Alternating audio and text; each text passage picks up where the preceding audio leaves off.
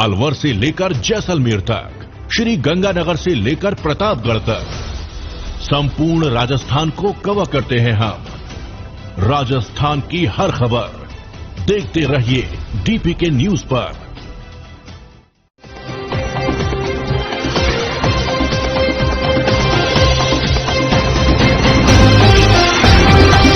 नमस्कार, स्वागत है आपका हमारा उत्तर प्रदेश बुलेटिन में और मैं हूं आपके साथ अदिति। चलिए खबरों पर जाने से पहले नजर डाल लेते हैं अब तक की सुर्खियों पर। शिक्षा मंत्री सतीश द्विवेदी के गृह जनपद में दिखी अव्यवस्थाएं, शिक्षिकाएं बिना छुट्टी मिली गायब।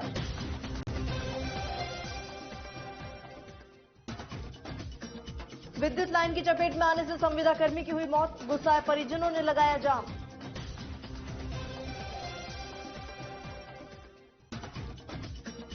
बालू खनन माफिया ने मचाया आतंक, खेत मालिकों पर धारदार हथियार से किया हमला।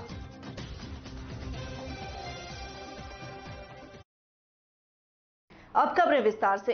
खबर उत्तर प्रदेश के सिद्धार्थनगर से है, जहां बेसिक शिक्षा मंत्री सतीश द्विवेदी का गृह जनपद से अव्यवस्थाएं सामने आई हैं।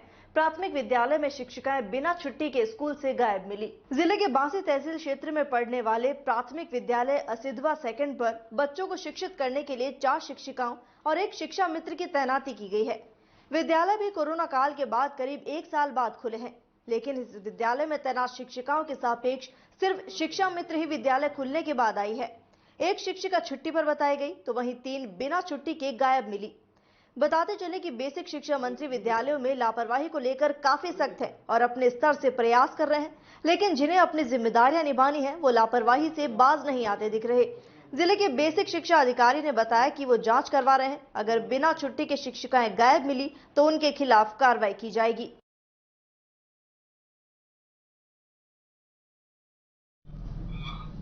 बांसी तहसील का एक प्राथमिक विद्यालय असिधवा सेकंड, वहां बताया जा रहा है 4 शिक्षिकाएं तैनात है, शिक्षा मित्र तैनात है। विद्यालय खुलने से के बाद से अब तक 4 शिक्षिकाएं नहीं आई हैं उस विद्यालय में। वहां के बच्चों का कहना है और मौके पर 1 शिक्षा मित्र पढ़ाती मिली है। 1 शिक्षिका आपकी छुट्टी में बताई जा रही है, बाकी 3 शिक्षिकाएं कहाँ है इसका पता नहीं है। उसकी हम जांच करा ले रहे हैं, जांच कराने के बाद जो भी होगी कार्रवाई कर देते हैं। Thank you. खबर बिजनौर से, जहां विद्युत लाइन की चपेट में आने से संविदा कर्मी की मौत हो जाने के बाद गुस्साए परिजनों ने रोड पर शव को रखकर जाम लगा दिया। जिले के आला अधिकारियों ने मौके पर पहुंचकर परिजनों को समझाकर जाम खुलवाया। दरअसल कीरतपुर थाना क्षेत्र के गांव निवासी युवक विद्युत विभाग में संविदा कर्मी था, जो छितावर बिजली घर पर विद्युत लाइन ठीक कर रहा था। इसी दौरान दीपेंद्र नाम के एक युवक ने लाइन जोड़ दी। विद्युत लाइन में करंट आने से युवक की उपचार के दौरान मौत हो गई। युवक की मौत से परिजनों में कोहराम मच गया। वहीं 6 दिन बाद हुई युवक की मौत के बाद गुस्साए परिजनों ने बिजनौर नजीबाबाद मार्ग पर शव रखकर जाम लगा दिया। सूचना पर पहुंचे एसपी ग्रामीण और भारी पुलिस बल ने बमुश्किल परिजनों को समझाया और जाम खुलवाया। वहीं मामले में कार्रवाई का आश्वासन देते हुए पीड़ित परिजनों को घर भेजा। हितेश कुमार, बताइए क्या मामला? ये 2 मार्च को इस लड़के को बिजली विद्युत विभाग में वहाँ छितावर में बिजली घर पर बुलाया गया। ये एक संविदा कर्मी था। वहाँ पे जब ये बिजली के खंभे पर चढ़ा तो बिजली खराब थी, तो उसे ठीक करने के लिए सिट डाउन लिया। सिट डाउन लेने के बाद ये बिजली के खंभे पर चढ़ा तो उसके तुरंत बाद ही 10 मिनट के बाद दीपेंद्र कुमार सनौब छत्रपाल सिंह के लड़का लाइन जोड़ दी, जिस कारण ये गंभीर रूप से घायल हो गया और इसे उपचार के लिए वहाँ हॉस्पिटल में ले जाया गया। तो उपचार के दौरान आज सुबह लगभग 9 बजे आज इसकी मृत्यु हो गई है और एक प्रार्थना पत्र कीरतपुर थाने को भी दिया है और ये रिक्वेस्ट करी है प्रशासन से कि इन्हें मुआवजा मिले और इनके खिलाफ कानूनी कार्रवाई करी जाए दीपेंद्र कुमार की। खबर कासगंज से, जहां पटियाले कोतवाली क्षेत्र ग्राम नगरिया गौड़ में खेत से बालू खनन का विरोध करने पर खनन माफियाओं ने खेत मालिक पर अन्य लोगों के साथ बुरी तरह मारपीट कर दी, जिससे 5 लोग बुरी तरह घायल हो गए। पुलिस ने पीड़ित पक्ष की तहरीर पर मामला दर्ज कर घायलों का चिकित्सकीय परीक्षण कराया। बता दें कि मामला पटियाली कोतवाली क्षेत्र के दरियावगंज चौकी क्षेत्र के गांव नगरिया गौड़ का है।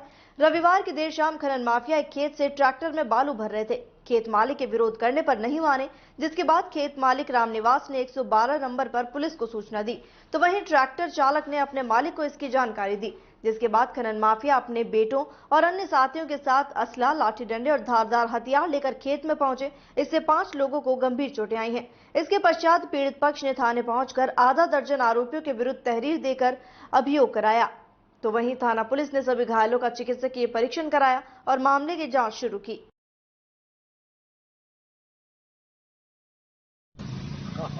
क्या नाम है आपका? सुनील। क्या है पूरा मामला?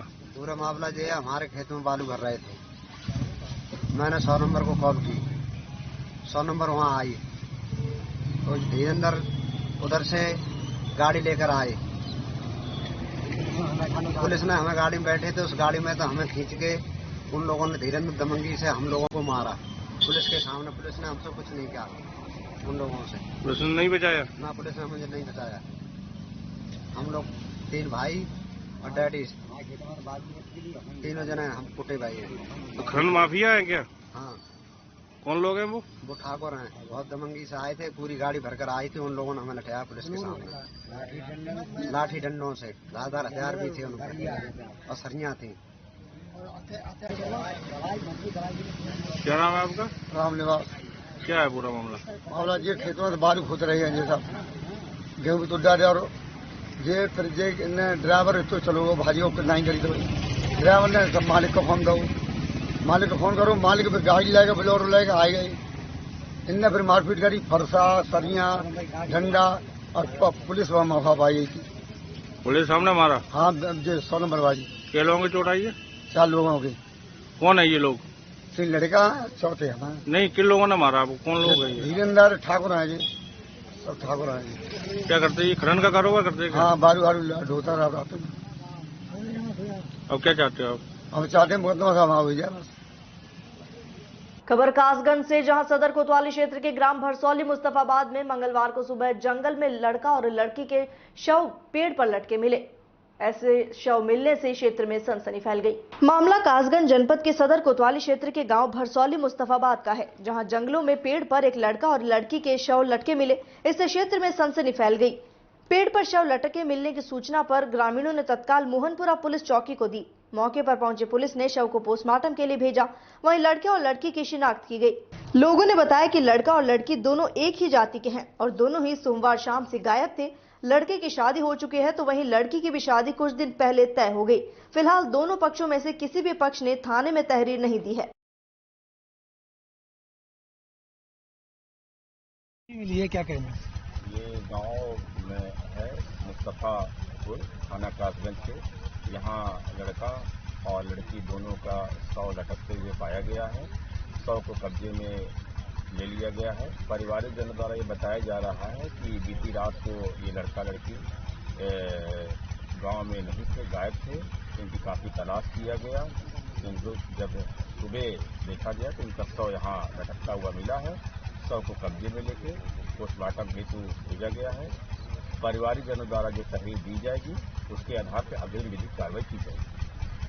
खबर उत्तर प्रदेश के श्रावस्ती जिले से, जहां घर से ड्यूटी के लिए निकले होमगार्ड पर तेंदुए ने हमला कर दिया। इससे होमगार्ड गंभीर रूप से घायल हो गया।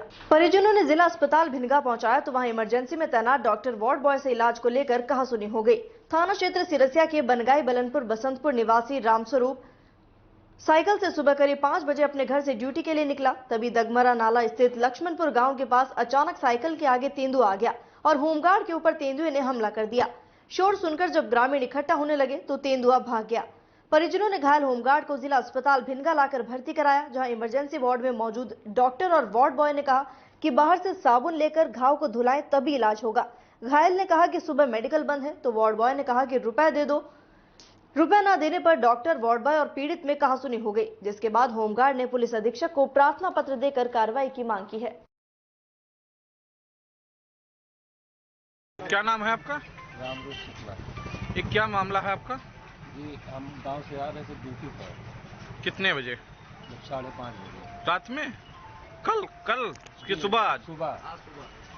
क्या हुआ है ये? हम ओला उतर रहे थे, बाद में वो बाघ निकला और हमारे इधर देख के, इधर देख के हाँ अटैच किया और उसने पखोड़े पर मारा पंजा, उसी ने भागा। भाग का जब हम चढ़ाई पर चढ़ने लगे तो फिर मेरे ऊपर आक्रमण किया लेकिन मैंने साइकिल लिए थे तो साइकिल जब खबड़ा सुना तो उसमें भाग निकला। जब मैंने पीछे पीछे कुछ दूर पिछड़ा, उसके बाद में साइकिल पर बैठकर लक्ष्मणपुर गांव पहुंचा। वहां सब औरतें उठी थी बाहर करने के लिए, तो जब वो इकट्ठा हुए तो मैंने बताया कि मुझको बाघ ने काटा है, उधर मत जाइए। तब उन लोगों ने मेरा वो अड्डी खड़ा तो उसमें खून बह रहा था।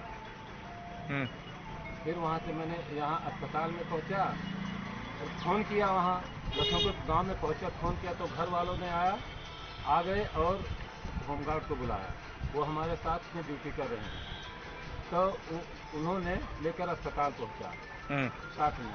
तो इधर देख के आप बोलो। वहाँ मैंने पहुँचा तो पर्ची बनवाया। पर्ची बनवाने के बाद में जब जहाँ पट्टी होता था वहाँ पहुँचकर मैंने उनसे कहा कि तूने घाव पे पट्टी करिए। तब उन्होंने कहा कि इसको अपने बूथ धोइए। तो मैंने कहा मैं कैसे धोऊं, इसको दर्द हो रहा है। तो कहीं साबुन होना चाहिए, तो हम कहीं साबुन हमारे पास इतनी सुबह साबुन कहाँ है। वहाँ से आप जिले पे आए? हाँ, जिले पर आए, जिले अस्पताल। जिला अस्पताल में बताए जी। फिर इसके बाद में घाव को मैंने अपने बूथ धोया। फिर उन्होंने पट्टी झूठा सांचा कर दिया। इसके बाद में जब सेमो साहब आए तो दोबारा पट्टी और इलाज। मौके पर आपको कौन कौन से कर्मचारी मिले स्वास्थ्य विभाग के? नाम आपको पता है? श्याम नारायण मिश्रा और ध्रुव कुमार। श्याम नारायण मिश्रा और ध्रुव कुमार दोनों थे चिकित्सक। खबर गाजीपुर से, जहां किसान नेता राकेश टिकैत गाजीपुर पहुंचे हैं। सपा नेता ने गाजीपुर में राकेश टिकैत का जोरदार स्वागत किया। शहर के राही पर्यटक गृह में राकेश टिकैत का स्वागत किया गया। इस दौरान गाजीपुर में कुछ देर ठहरे किसान नेता राकेश टिकैत ने प्रेस कॉन्फ्रेंस की। सवालों का जवाब देते हुए राकेश टिकैत ने कहा कि नए कृषि कानूनों को सरकार वापस ले और एमएसपी पर ठोस कानून बनाए। उन्होंने दावा किया कि नए कृषि कानून वापस न होने तक किसान आंदोलन जारी रहेगा। साथ ही उन्होंने कहा कि पूर्वांचल में किसान आंदोलन को मजबूत करने आए हैं। किसान आंदोलन गांव-गांव और खेत से जुड़ा है। किसान आंदोलन पूरे देश के किसानों से जुड़ा है। उन्होंने कहा ये एक वैचारिक लड़ाई है। इसके बाद राकेश टिकैत गाजीपुर से बलिया के लिए रवाना हुए, जहां सिकंदरपुर में आयोजित किसान महापंचायत को संबोधित करने पहुंचे।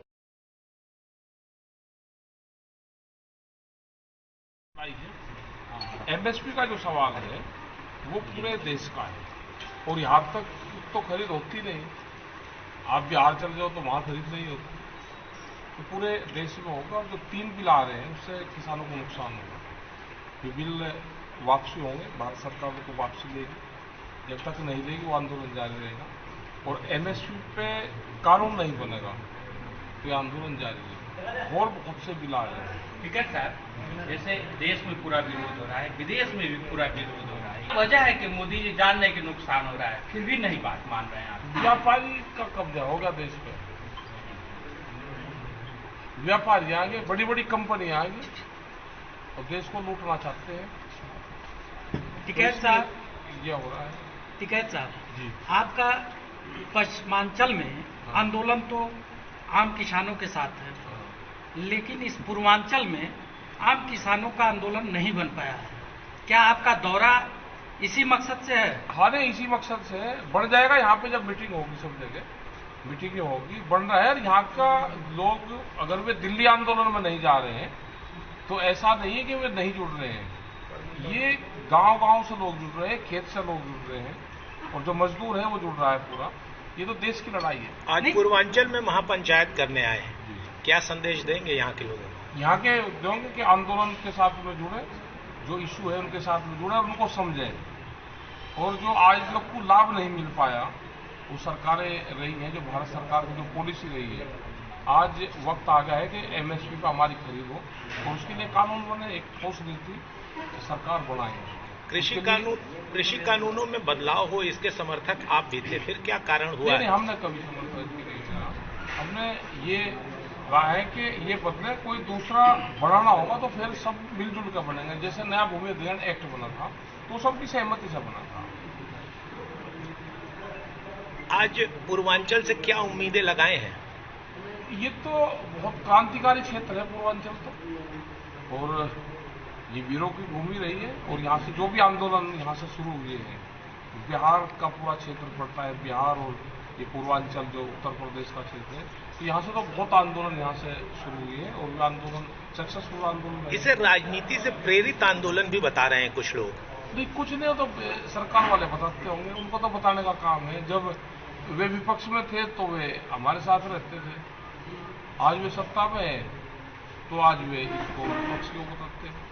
तो विपक्ष का तो जितना काम होता है उतना ही रहता है, जैसे पहले वे करते थे ऐसे ही दूसरे वाले करते हैं, दूसरे वाले कम कर रहे हैं।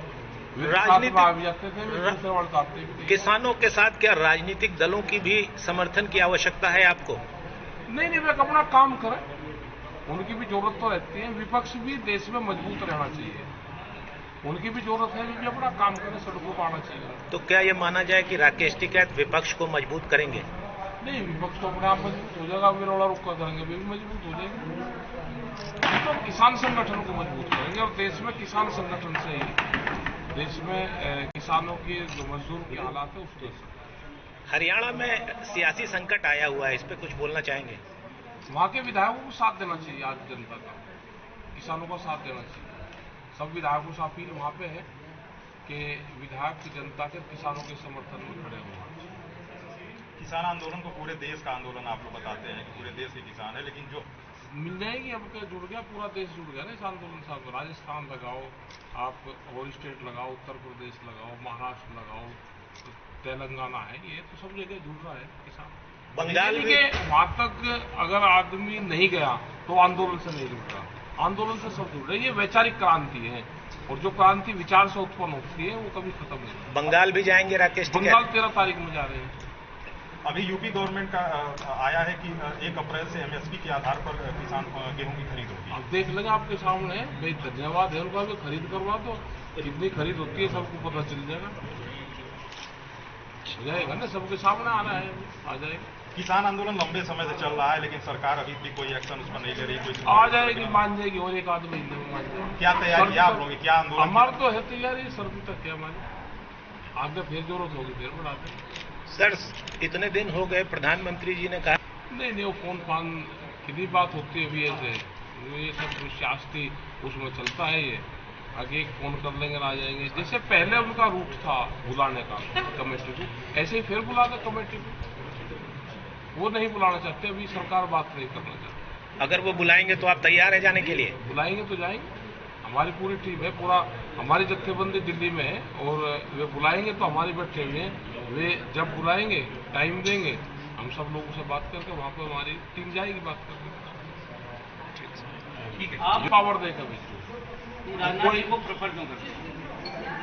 वे रहे हैं, उनसे संबंध रहे, हमारे तो अखिलेश से भी रहे, सबसे रहे, हमारे तो इनसे भी, ये सबसे हमारे तो आपसे राजनाथ जी के नाम से नहीं ऐसा हमारा जब नाम लिया तो उनका एक नेता या जो पहले नेता थे, क्या आप उनसे सेटिस्फाइड नहीं है? नहीं, हम तो सबसे सेटिस्फाइड हैं, उनको फुल फ्लैश पावर देकर जो किसी को भी भेज देगा। हम उस लाइन पर गए ही नहीं है, बलिया 3 महीने हो गए, अब तो सब पारी करके चलेंगे। बलिया के सिकंदरपुर मैदान से आज कहां कहां की जनता को जोड़ेंगे? वहां से बिहार और यूपी पूरा जोड़ेंगे, पूर्वांचल को भी? हाँ, पूर्वांचल का पूरा जुड़ जाएगा ना, बिहार का पूरा पार्ट से ये है, ये जुड़ जाएगा वहां। और जो नौजवान है, इस आंदोलन की जो रीढ़ है वो नौजवान है, वो इसको लेके चल जाएगा। जब भी यूथ खड़ा हो जाता है किसी भी आंदोलन में, वो आंदोलन पार होता है। खबर कासगंज के थानागंज डुंडवारा के मोहल्ला खेरू से, जहां हल्दीराम, टुडे, ब्रिटानिया और नेस्ले के गोदाम में सुबह करीब 5 बजे अचानक आग लग गई। इससे आग लगने से लाखों रुपए का सामान जलकर राख हो गया। ये घटना करीब सुबह 5 बजे की बताई जा रही है। मोहल्ले के लोगों ने देखा कि गोदाम में आग की तेज लपटें निकल रही थी।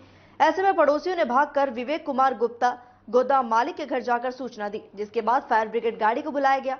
आग इतनी भयंकर थी कि 4 टैंकर भी कम पड़ गए। साथ ही नगरपालिका की गाड़ी भी 2 बार खाली हुई। सुबह से लेकर दोपहर 2 बजे तक बड़ी मुश्किल से आग पर काबू पाया जा सका। मालिक विवेक कुमार के अनुसार 16 लाख रुपए की बिलिंग और 3 गाड़ियों का माल जल गया। मोहल्ले वालों का कहना है कि गोदाम का लेंटर और दीवारें अब कभी भी गिर सकती हैं।